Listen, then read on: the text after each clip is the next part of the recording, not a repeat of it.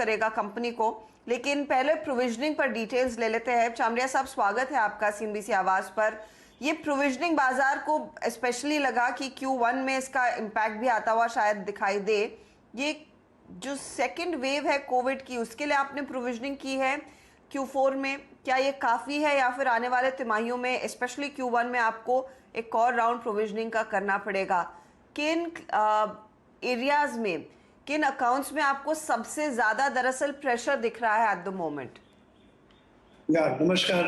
एक तो जैसे आपने बताया सही, ये हमारा जो अकाउंट्स है वो अप्रूव हुआ कल की बोर्ड मीटिंग में, तो उसमें हमको 2 महीने का करंट ईयर में अप्रैल और मई का परफॉर्मेंस दिख रहा था। और जो अप्रैल और मई में 60% कंट्री में हमारे आज लॉकडाउन लगा हुआ है कोविड वेव 2 के तहत। और वेव 2 जो है आपके वेव 1 से ज्यादा घातक और सीरियस साबित हो रही है। तो इस वजह से हमने ये निर्णय लिया कि हम चौथे क्वार्टर में मार्च 2021 में जितना प्रोविजन हमें जरूरत हो हम उतना कर लें, जिससे Q1 में या Q2 में जो कोविड वेव 2 आई है उसका हमारे ऊपर कोई असर ना पड़े। तो इसलिए जो हमने इतना ज्यादा जो प्रोविजन किया है 621 करोड़ रुपए का, वो उसी बाबत किया है जिससे चालू साल में हमारे रिजल्ट में कोई भी उसका इम्पैक्ट नहीं आए। इसके अलावा जैसे आपने बताया कि मैनेजमेंट चेंज हो रहा है, इनफैक्ट कल जो है, कल की बोर्ड मीटिंग में मिस्टर आदर पूनावाला, उनको कंपनी का चेयरमैन नियुक्त किया गया है। मिस्टर अभय बुत्रा को मैनेजिंग डायरेक्टर बनाया गया है और मिस्टर विजय देसवाल ज्वाइन कर रहे हैं जुलाई फर्स्ट वीक में बतौर सीईओ के।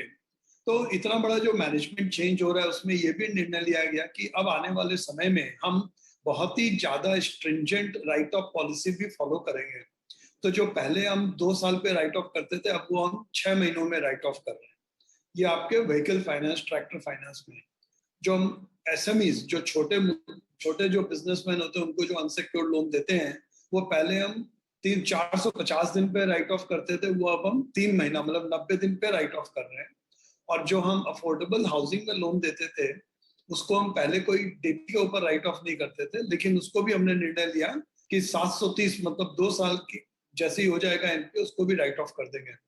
इसकी वजह से भी हमने 274 करोड़ रुपए का हिट लिया मार्च क्वार्टर में। इससे अब क्या हो गया कि हमारा जो एनपीएज है, हमारे नेट एनपीए इंडस्ट्री में लोएस्ट हो गए हैं एट 1.2%, और ग्रॉस एनपीए जो है वो भी अमंग द लोएस्ट है एट अबाउट 3.7%। या इससे एक साल पहले 6.5% ग्रॉस था और 4.5% नेट हुआ करता था। और हमारा जो प्रोविजनिंग कवरेज रेशियो वो इंडस्ट्री में हाईएस्ट हो गया है 67%।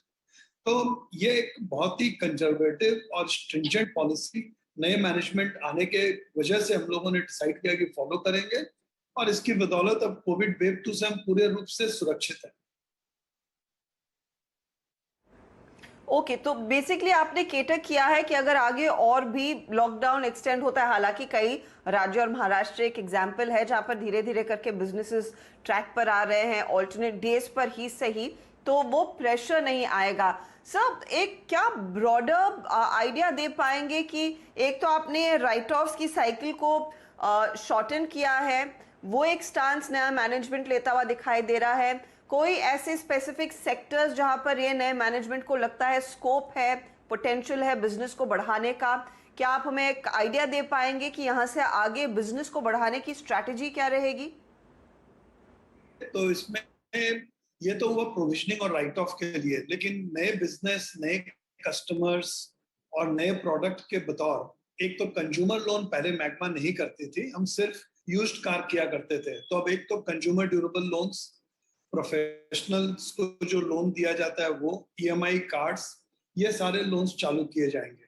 और दूसरा, पहले हम जो लैब भी करते थे लोन अगेंस्ट प्रॉपर्टी, को अफोर्डेबल में ही करते थे, 5 लाख से 25 लाख। लेकिन जो आप छोटे और मध्यम वर्गीय उद्योगों को जो पैसा देते हैं वर्किंग कैपिटल के लिए, अभी हम देते हैं अनसिक्योर्ड, लेकिन उनको सिक्योर्ड की रिक्वायरमेंट भी होती है, जो हम नहीं करते थे क्योंकि हमारी ब्याज की जो दर है वो ज्यादा है। लेकिन अब क्या है कि 3,500 करोड़ रुपए की नई कैपिटल कंपनी में आई है, उसके कारण हमारी जो ये बोरिंग की रेशियो है वो भी लोएस्ट हो गई है एट 1.3 टाइम्स, जो पहले 4 टाइम्स हुआ करती थी।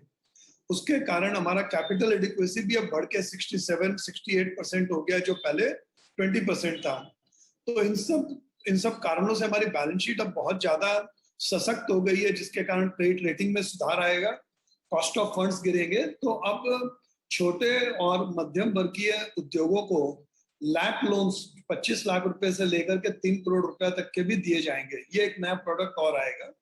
इसके अलावा मेडिकल इक्विपमेंट्स, मशीनरी लोन्स जो लघु और मध्यम वर्ग के उद्योग है उनको दिया जाएगा। ये सब नए प्रोडक्ट्स आएंगे ऑन द फाइनेंसिंग साइड। इसके अलावा पूनावाला फाइनेंस जो है, उनके 2 एक्सपीरियंस और हैं, और वहां पे अब बिजनेस चूंकि बंद करके अब सिर्फ मैग्मा में ही उनका सारा फाइनेंस के बिजनेस का ध्यान रहेगा, तो उसमें 2 प्रोडक्ट और आ रहे हैं। एक तो उसमें फी बेस्ड प्रोडक्ट, जैसे आपके को ब्रांडेड क्रेडिट कार्ड, उसमें बैंकों के संग टाई अप भी हो गया है। उसके अलावा insurance, both general and life and health, उसमें क्रॉस सेल करेंगे, जिससे फी बेस्ड इनकम जो है वो में चालू है। चामरिया साहब, शुक्रिया इन तमाम डिटेल्स देने के लिए। तो ऑफ कोर्स इन नंबर्स में वो बड़ा प्रोविजनिंग आपने की हुई है कोविड की वेव 2 की मार आगे वाली तिमाहियों में ना लगे उसके लिए। एंड मोस्ट इंपॉर्टेंटली देखिए, जो चामरिया साहब आपको कह रहे हैं, और शायद यही वजह है कि स्टॉक आज करीब करीब 5% ऊपर है, कि नए मैनेजमेंट ने स्ट्रैटेजी तैयार कर ली है। एक तो प्रोविजनिंग और राइट ऑफ्स के लिए नई रणनीति है, नए एवेन्यूज इन्होंने ढूंढे, और 4 से 5 कम से कम नए प्रोडक्ट्स लॉन्च होते हुए दिखाई देंगे अपने बिजनेस को बढ़ाने के लिए। ये फिलहाल मैग्मा फिनकॉर्प का आगे का यहाँ पर एजेंडा रहेगा या फिर रणनीति रहेगी। ऑल द वेरी बेस्ट चामरिया साहब आने वाली तिमाहियों के लिए। चलिए लेंगे एक ब्रेक।